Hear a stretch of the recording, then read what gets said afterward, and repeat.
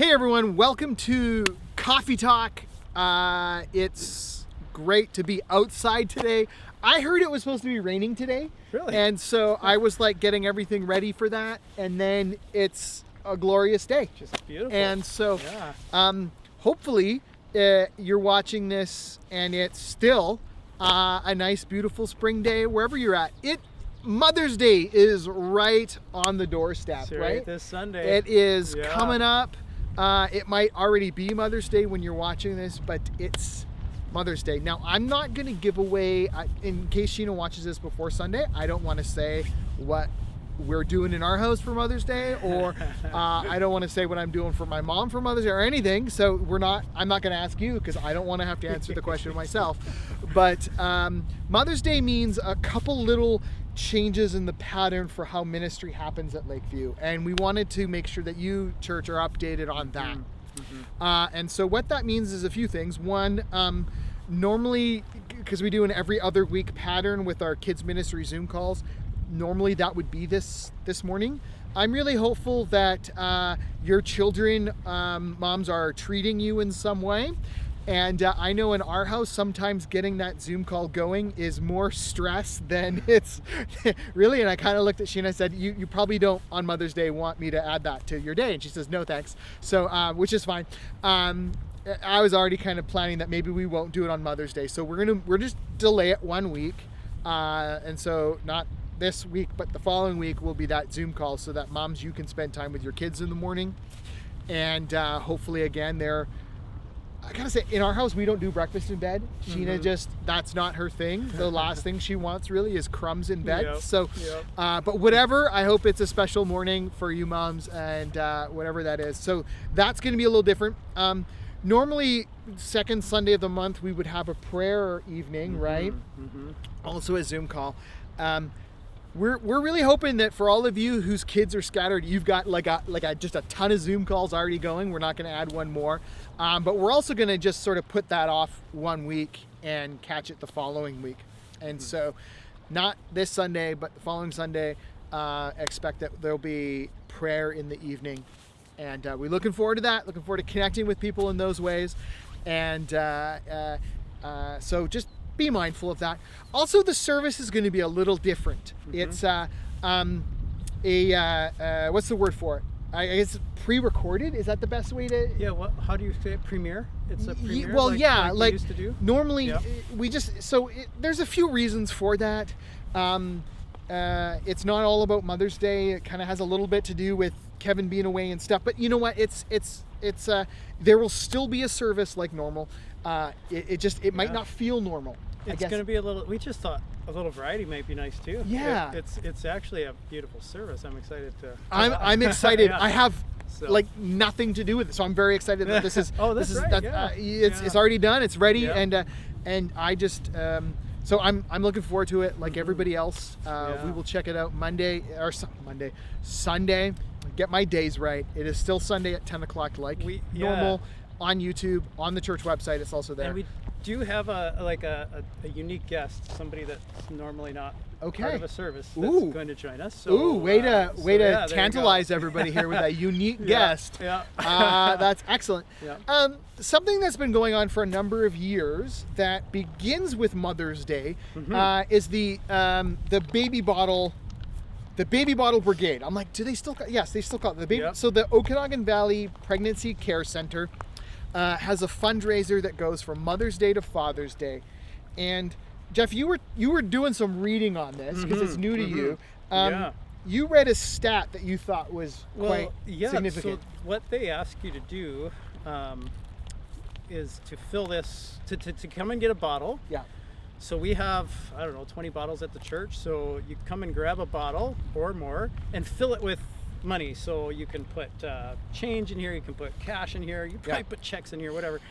Lumber's worth a lot. Fill it with a 2x4. No. I just spent my life savings on, you on some lumber on Monday. Like 2 2x6s, and now you can't afford gas. So if you could fit that in there somehow.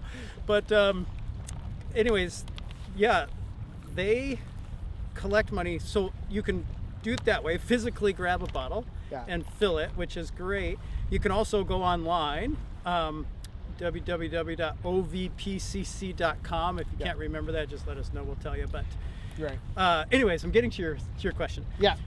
All of these this month of between Mother's Day and Father's Day, this Baby Bottle Brigade raises up to 30% of their annual income. Yeah. So, or their needs or whatever. Exactly. Yeah. So I thought that was pretty amazing. So let's grab a bottle and fill it up. Yeah. You know, come into the church and grab one. Go online, donate.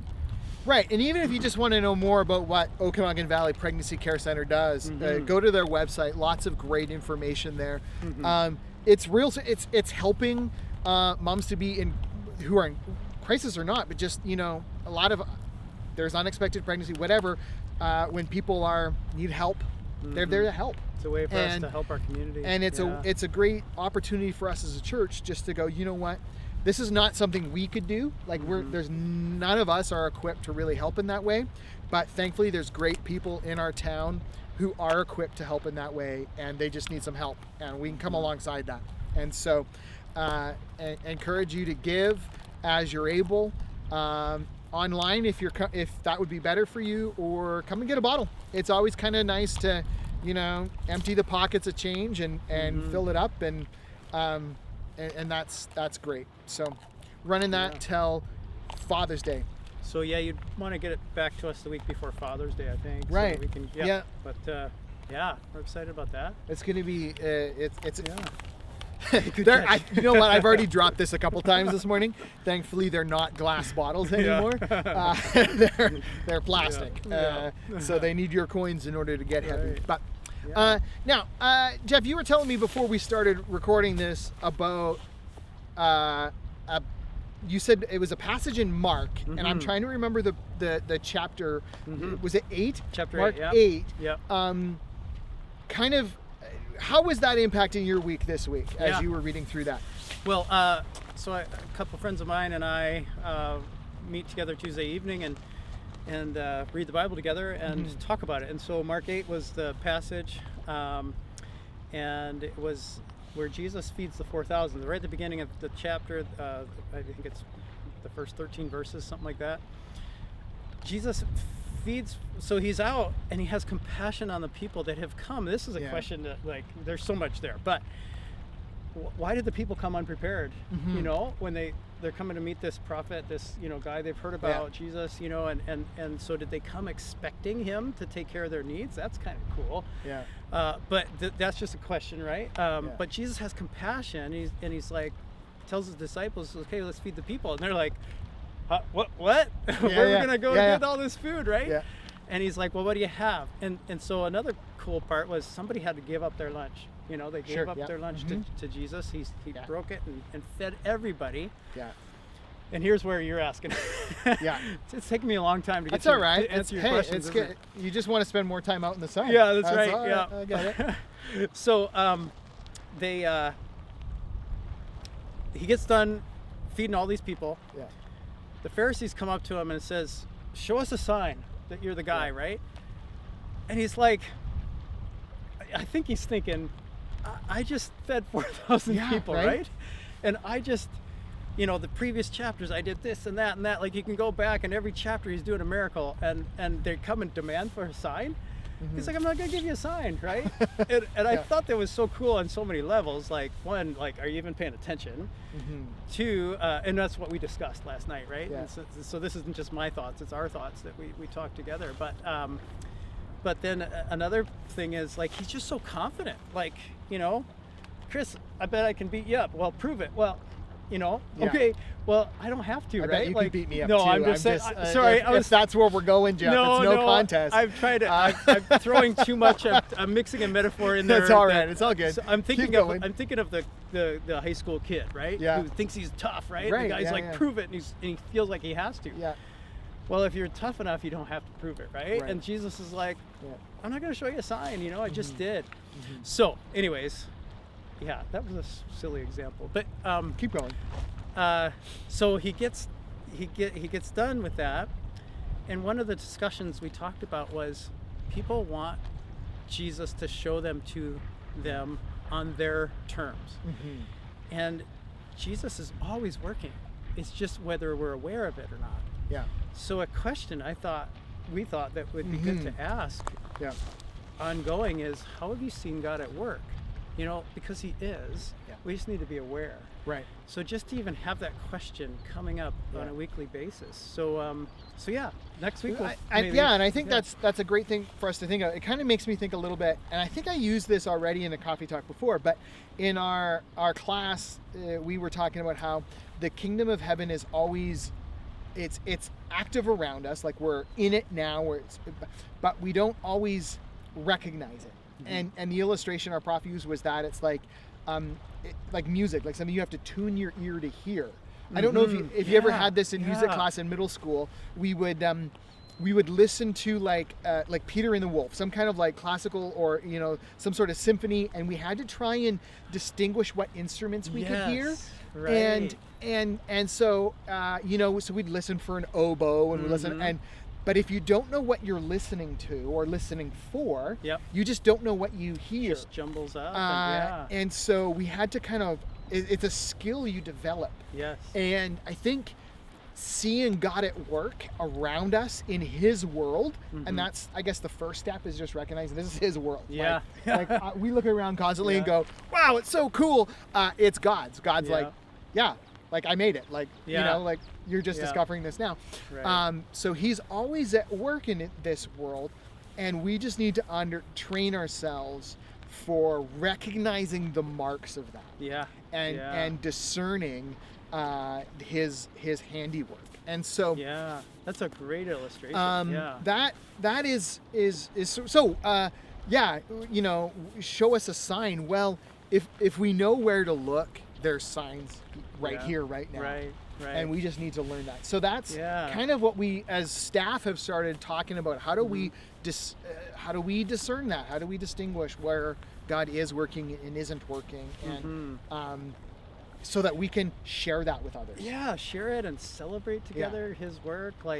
And some of these things people can discount as coincidence or it just happened, whatever. But if, like the best parking spot in all of Walmart, is that a gift from God, or did it just I don't know how to answer that. Yeah. But if the world, if as we believe the world is his, then every gift that is good is from him and can be acknowledged as from him. And so actually he's working, like right now we have sunshine that we can enjoy, and just the fact that we can enjoy it is God at work, right? Yeah, totally. So we can start to recognize more and more and just be praising him more and more. It's cool.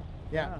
So that's a bit of our challenge for you, church, this week is we'd love to we don't want to just spring any sort of like big question on you, but we'd love for you to be thinking this week coming up, where is God at work in your life this week ahead? Because next week we want to kind of begin that discussion, something for us here to talk about, but also we'd love for you to feed back to us a little bit. Where is God at work? Even using, do you remember the email address? Talk at LakeviewHeightsBaptist.com, and feedback to us. Oh boy, what an encouragement it would be to hear from you, for us to sort of share with you a little bit. Here's where we see God working. Yeah, we can share some of those stories if you're okay with it. To share some stories in the coming weeks. We would love to be able to do that, to encourage one another, and ultimately help one another see God's fingers at work in his world. And so invite you to be trying to focus your eyes on that, and join us for that journey, and we'll have that conversation in the weeks ahead. So yeah, that's great. Other than that, go spoil your mom, whether that's your mom who gave birth to you, or often as is often for the case for a lot of people, there's a lady in your life who's just special, who's made a big difference, and sometimes we don't talk enough about the spiritual mothers, and that we think, okay, here's mom, but maybe it's an aunt, maybe it's just a lady in your church, in the church, or in a church you grew up in, who just really kind of brought you under her wing and helped you out or there. Even if there's a struggling woman that you can embrace somehow. We know that we say, and rightly so, like we understand the sacrifice that most moms go through in just terms of helping helping their kids. Moms would do anything, but we know that sometimes it's not always a biological mom, or it's and there's a lot of it's not always the biggest, happiest day either. So we just want to we're awkward in kind of sometimes acknowledging all of that because we don't want to make too big of a deal or too less of a deal, but we just want to say whoever in your life, whatever kind of woman in your life has just sort of really been nurturing, I guess that's the word I'm looking for, in some way, celebrate them this weekend and make sure you let them know how significant they have been in your life. And so we want to encourage you to do that. Have a great Mother's Day weekend, and we will see you real soon.